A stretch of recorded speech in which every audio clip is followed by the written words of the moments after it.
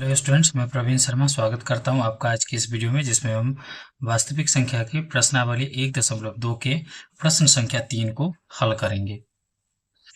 प्रश्न है, अभाज्य गुणनखंड विधि द्वारा निम्नलिखित पूर्णांकों के एचसीएफ और एलसीएम ज्ञात करना है। अभाज्य गुणनखंड विधि में हम अभाज्य संख्याओं का ही प्रयोग करके हम दिए गए संख्याओं का हम एचसीएफ और एलसीएम निकालते हैं।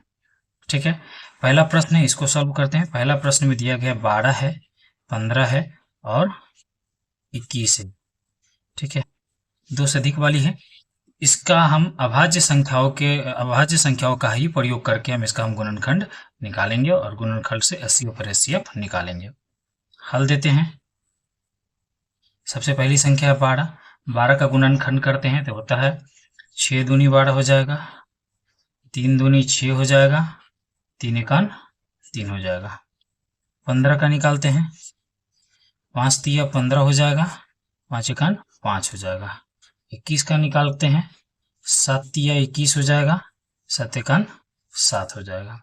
ठीक है, तो 12 बराबर हो जाएगा 12 बराबर हो जाएगा 2 का पावर 2 गुने 3। 15 बराबर हो जाएगा 3 गुने 5 हो जाएगा। 21 बराबर हो जाएगा 3 गुने 7 हो जाएगा।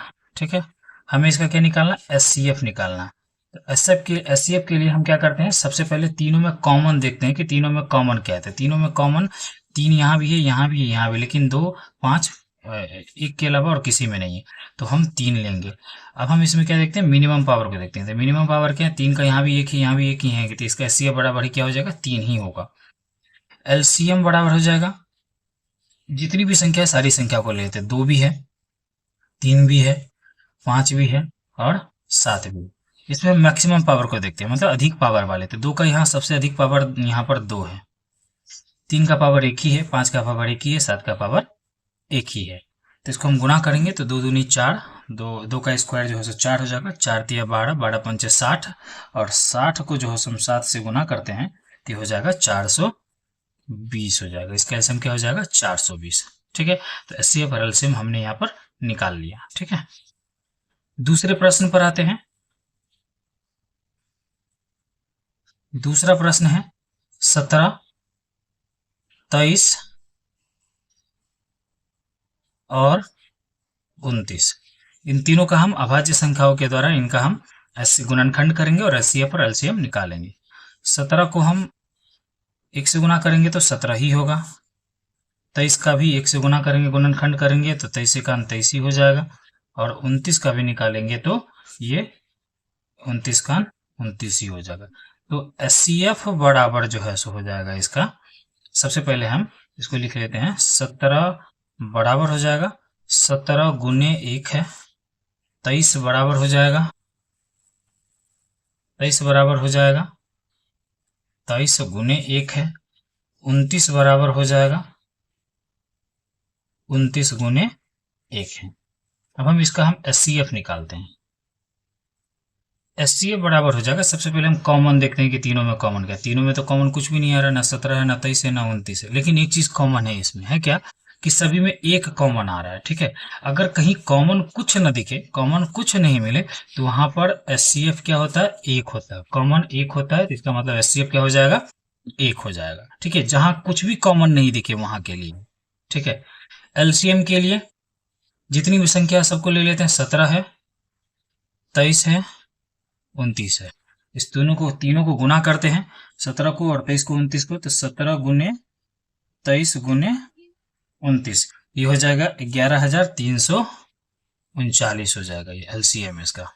ठीक है, तीसरे प्रश्न पर आते हैं। तीसरा प्रश्न है 8 है, 9 है और 25 है। इसका हल लिखते हैं। 8 का गुणनखंड करते हैं तो 4 दूनी 8 हो जाएगा, 2 दूनी 4 हो जाएगा, 2 एकान 2 हो जाएगा। 9 का गुणनखंड करते हैं तो 3 तिया 9 हो जाएगा, 3 एकान 3 हो जाएगा। 25 का गुणनखंड करते हैं, 5 25 हो जाएगा, 5 एकम 5 हो जाएगा। तो ये हो जाएगा 8 बराबर हो जाएगा 2 का पावर 3। ठीक है, कुछ नहीं है, 8 का 2 का पावर 3 गुने 1 9 बराबर हो जाएगा 3 का पावर 2 गुने 1, 25 बराबर हो जाएगा 5 का पावर 2 गुने 1, क्योंकि 5 2 बार है, 3 भी 2 बार है, 2 3 बार था। ठीक है, अब एचसीएफ लेते हैं। एचसीएफ बराबर क्या हो जाएगा कि कॉमन इसमें कुछ भी नहीं है। जब कॉमन कुछ भी नहीं आया तो एचसीएफ बराबर क्या हो जाएगा, 1 हो जाएगा, क्योंकि एक सब में होता है। एलसीएम बराबर हो जाएगा, एलसीएम जो भी संख्या है उस सबको ले लेते हैं। 2 भी है, 3 भी है, 5 भी है। मैक्सिमम का पावर लेते हैं। 2 का पावर 3 है, 3 का पावर 2 है, 5 का पावर 2 है। तो 2 को 2 बार लिखेंगे, 2 गुने 2 गुने 3 को 2 बार, सॉरी 2 को 3 बार लिखेंगे, 2 गुने 2 गुने 2, 3 गुने 3 हो जाएगा, और 5 भी 2 बार है। सबको गुना करते हैं, 2 दूना 4, 4 दूना 8, 8 3 24, 24 दिया हो जाता है 72। फिर 72 पंचे करेंगे, 72 गुने 5 गुने फिर 5 हो जाएगा, तो ये हो जाएगा 1800। इसका एलसीएम हो जाएगा 25 तिया 75, 75 तिया हो जाएगा 225, और 225 को गुना करते हैं, 2 दूना 4, 4 दूना 8 से, तो 1800 ही आता है। ठीक है, मेरे ख्याल से आपको समझ में आ गई होगी किस तरीके से इस प्रश्न को हल करते हैं। अब हम इसी प्रश्नावली 1.2 के प्रश्न संख्या 4 को देखेंगे। ठीक है, प्रश्न संख्या 4 क्या कहती है कि एचसीएफ 306 657, मतलब दो संख्या है 306 और 657, इसका जो एचसीएफ है वो 9 दिया गया है। ठीक है, इसका एचसीएफ क्या दिया है, 9 दिया है, और एलसीएम इसका, मतलब इन दोनों संख्याओं का 306 और 657 का जो है हमें एलसीएम ज्ञात करना है। एचसीएफ 9 दिया गया है, लेकिन इसका एलसीएम हमें निकालना है। तो इसका एलसीएम निकालने के लिए, जब एचसीएफ दिया हो, एलसीएम निकालने के लिए इसमें हम सूत्र का प्रयोग करें, सूत्र लगाएंगे, सूत्र के माध्यम से इस प्रश्न को हल करेंगे। एचसीएफ बराबर दिया है, दो संख्या क्या है, पहले तो लिख लेते हैं, पहली संख्या बराबर 306 है, दूसरी संख्या बराबर 657 है, एचसीएफ बराबर 9 है, और एलसीएम हमको निकालना है, एनसीएफ बराबर वाट हो जाएगा, एलसीएम हमें पता नहीं है। तो सूत्र का प्रयोग करते हैं। सूत्र क्या कहता है कि पहली संख्या गुने दूसरी संख्या बराबर होगा हमेशा किसके, एचसीएफ इंटू एलसीएम, मतलब दो संख्याओं का योग हमेशा बराबर होता है किसके, एचसीएफ और एलसीएम के बराबर होता है। पहली संख्या यहाँ पर लिखा हुआ है 306 गुने दूसरी संख्या लिखा हुआ है 657, और बराबर एचसीएफ लिखा हुआ है यहाँ पर 9, और एलसीएम हमें पता नहीं है। ठीक है, हमें एलसीएम निकालना है।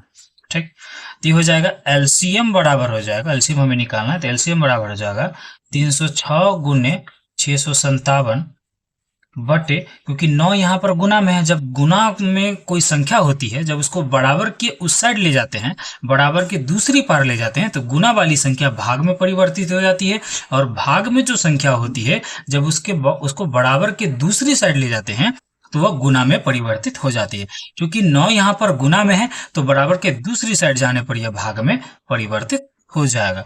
तो एलसीएम बराबर हो जाएगा 306 और 657 को गुना करते हैं, 306 गुने 657 करते हैं, तो हो जाएगा 2,01,042। इसको 9 से भाग दे देंगे, कटने वाला होता है तो काट भी दे सकते हैं, इसको हम भाग देते हैं,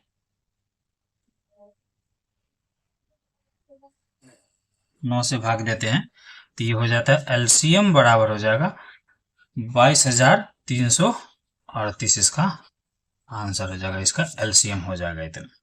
ठीक है, काटने के लिए इसको यहां से हम काट भी सकते हैं, काट करके भी ये निकल सकता है, छोटा करके हम इसको सॉल्व कर सकते हैं। ठीक है।